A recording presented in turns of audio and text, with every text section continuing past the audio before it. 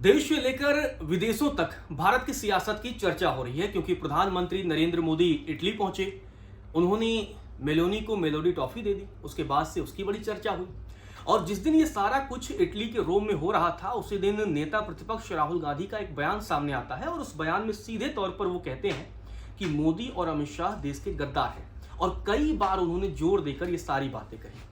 तो ऐसे में बड़ा सवाल है कि इन चीजों को लेकर इतनी खींचतान क्यों मची है। इन तमाम मसले पर बातचीत करने के लिए हमारे साथ भारतीय जनता पार्टी के सांसद मनोज तिवारी जी हैं। मनोज जी, आपका स्वागत है। जिस दिन प्रधानमंत्री इटली में होते हैं, इटली की प्रधानमंत्री मेलोनी के साथ उनकी बॉन्डिंग दिखती है और उसी दिन राहुल गांधी सीधे तौर पर अमित शाह और नरेंद्र मोदी को गद्दार कह देते हैं। अब ये गद्दार क्यों कह रहे हैं? देखो, कोई व्यक्ति गाली गलौज पे कब उतरता है? जब उसको बड़ी तेज कहीं ना कहीं उसके मंसूबों पे, उसके योजना पे चोट पहुंचती है और वो तिलमिला जाता है। जब उसको बस कुछ नहीं बचता है तभी लोग गाली गलौज करते हैं। तो अभी राहुल गांधी गाली गलौज पे उतारू। अब आप देखो, वो नेता प्रतिपक्ष हैं जी। नेता प्रतिपक्ष की कई सारी मर्यादाएं हैं, बिल्कुल। लेकिन जैसे गांव के लुक्खे नहीं होते हैं, वो गली चौराहे पे जो लुक्खागिरी करते हैं, कभी कभी दो चार तमाचा खा भी जाते हैं, दो चार डंडा वंडा खा जाते हैं जी। ऐसे, लेकिन लुक्खागिरी नहीं जाती है।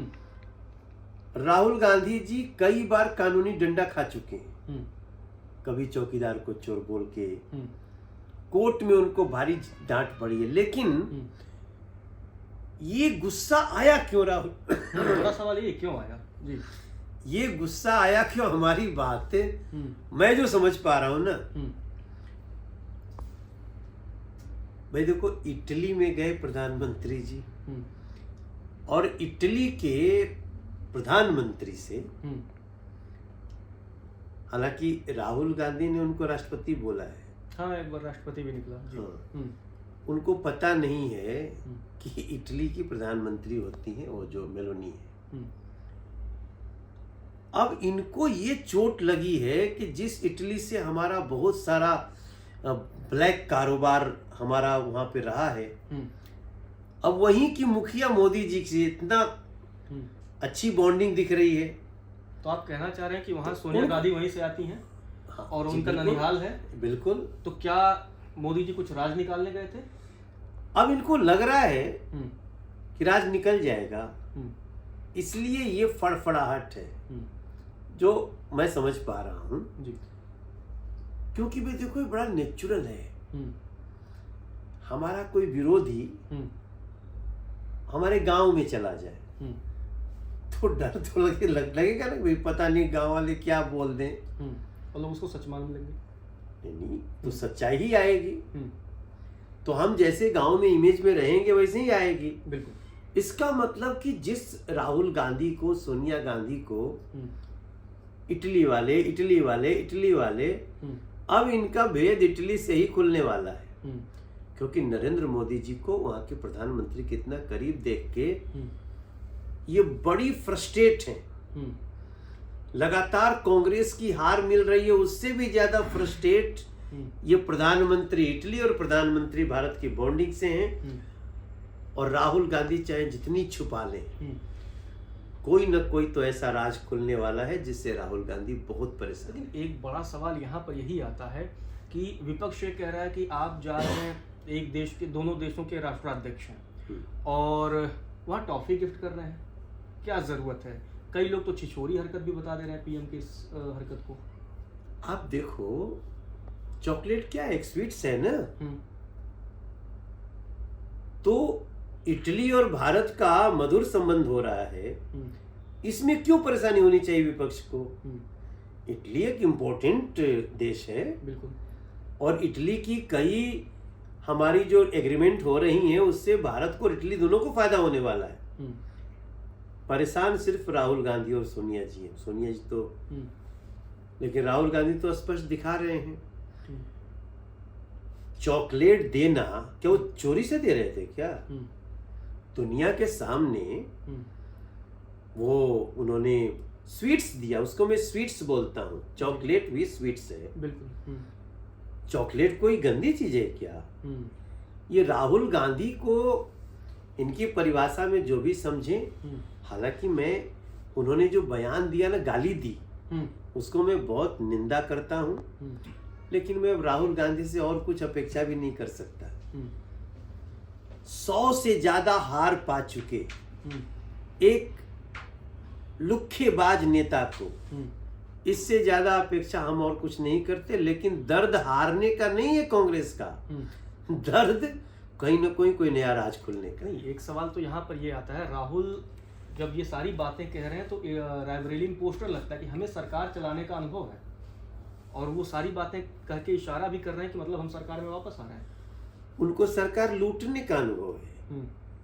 12 लाख करोड़ प्लस का लूट हुआ जब यूपीए की सरकार थी, जब राहुल गांधी पन्ने फाड़ने का अधिकार रखते थे। देश चलाने के लिए थोड़ी कांग्रेस होती थी, देश चलाने के लिए होती तो आज उसी रायबरेली में, अमेठी में जाके देखिए सड़कें कैसी हैं आज।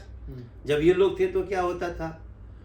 रायबरेली तक जाने की सड़क देख लीजिए लखनऊ से। तो देश भर के लोग ये जानते हैं कि इस देश का अगर कोई सच्चा हितैषी इस समय है तो नरेंद्र मोदी है। अब उनको आप जैसे गाली देंगे, आप जान लीजिए 2-4 और चुनाव आप हारेंगे। नहीं, इसकी शुरुआत तब होती है जब पीएम पहले यूएई जाते हैं। हालांकि यूएई ऐसे समय में वो गए क्योंकि यूएई अभी हाल ही में ओपेक से बाहर हुआ है और वो अपना प्लान बना रहा है कि 50 लाख बैरल पर डे का प्रोडक्शन को लेकर। तो पीएम का ये दौरा हुआ। खबर ये भी अभी आज सामने आई है कि यूएई पाइपलाइन बना रहा है, लगभग 50% उसका काम पूरा हो चुका है। उसी दिन से हम लोग की शुरुआत होती है, क्योंकि उसके 1-2 दिन पहले ही पीएम ने अपील की थी कि आप लोग फ्यूल बचाइए, सोना मत खरीदिए, तमाम वो देश में अपील, और उसकी बड़ी चर्चा हुई। फिर विपक्ष, उसका असर भी हुआ। हाँ, लेकिन विपक्ष ने लगातार ये निशाना बनाया कि देश को मुसीबत में डाल के, राहुल गांधी कह रहे हैं कि इकोनॉमी को बर्बाद करके, और पीएम विदेशों में, यूरोप में छुट्टियां मनाने चले गए। आप देखिए, इस समय दुनिया के जो तेल उत्पादक देश हैं वहां युद्ध चल रहे हैं। भारत अपनी व्यवस्था कर रहा है। ये ऐसे कांग्रेस और उनके राहुल गांधी जो नेता, इन लोगों की विचारधारा भारत को आत्मनिर्भर देखने की है ही नहीं। अमेरिका में 100 रुपीस का मान लो अगर लीटर तेल था, तो अब 160 रुपए का हो गया, मतलब 60% ज्यादा हो गया। भारत में 3 रुपया बढ़ा इतने दिन बाद। ये देश का मजबूती है कि देश की कमजोरी है? हमारे इस देश का लगातार दुनिया को दिखाई दे रहा है कि जब सब कोई युद्ध में है तो हम लोग अपनी जीडीपी बढ़ा रहे हैं, हमारा ग्रोथ रेट बढ़ रहा है। राहुल गांधी जैसे विपक्ष के लोगों को ये कभी भी अच्छा नहीं लगेगा। इसलिए अब राहुल गांधी का सर्टिफिकेट नहीं चाहिए भारत को।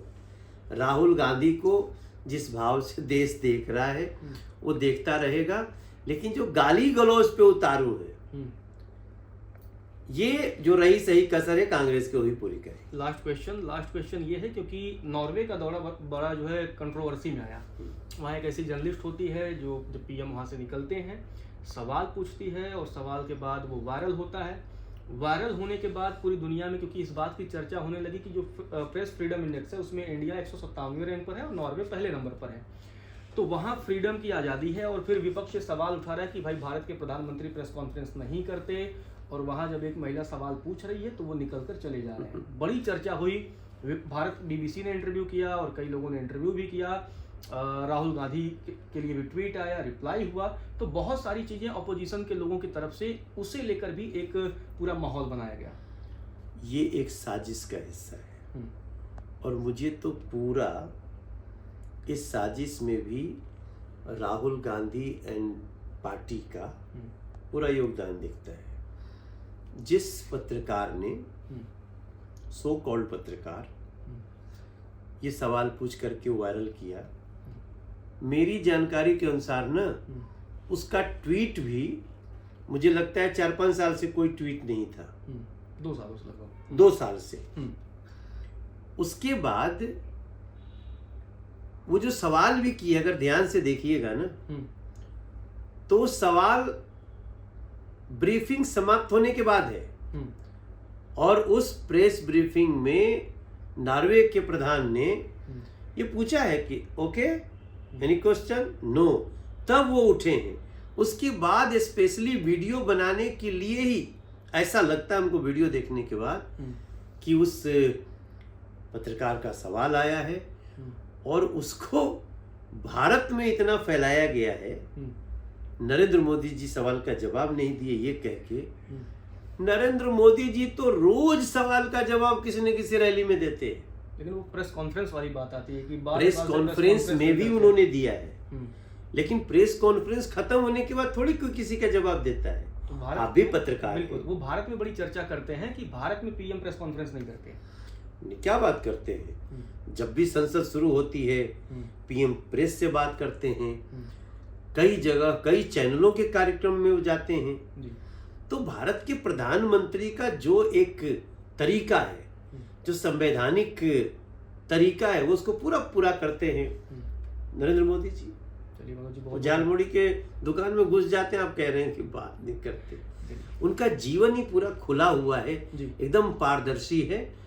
वो लोग चिंता करें जो लोग इस देश को लूटने में और देश को बदनाम करने में लगे रहते हैं। बहुत बहुत धन्यवाद मनोज जी। तो राहुल गांधी के बयान, नॉर्वे के पत्रकार, इन तमाम मसलों पर भारतीय जनता पार्टी के सांसद मनोज तिवारी ने जवाब दिया है। इस पूरे मामले पर आपका क्या कहना है, कमेंट जरूर करिए।